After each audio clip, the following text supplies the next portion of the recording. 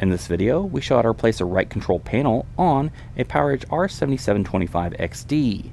Before working inside the system, read through and follow the safety guidelines to protect the system from potential damage and ensure your personal safety. For more information about safety guidelines, see the service manual at dell.com/support.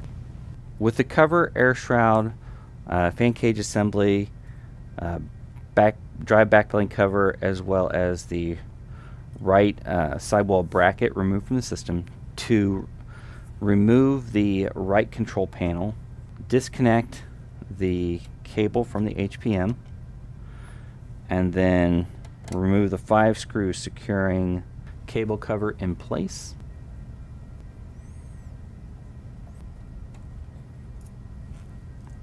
With the screws removed, remove the cable cover, pull the cable out the side of the system, and then remove the 3 screws securing the control panel in place.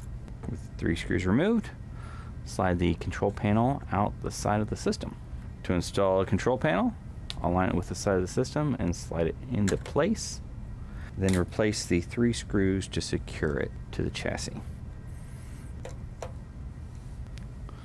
Run the cable into the hole in the side of the chassis. Align the cable cover over the cable, and then replace the 5 screws to secure the cable cover.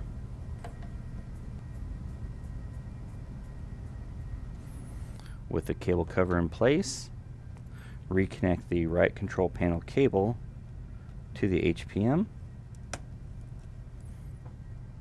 For more information about the PowerEdge R7725XD, visit dell.com/support.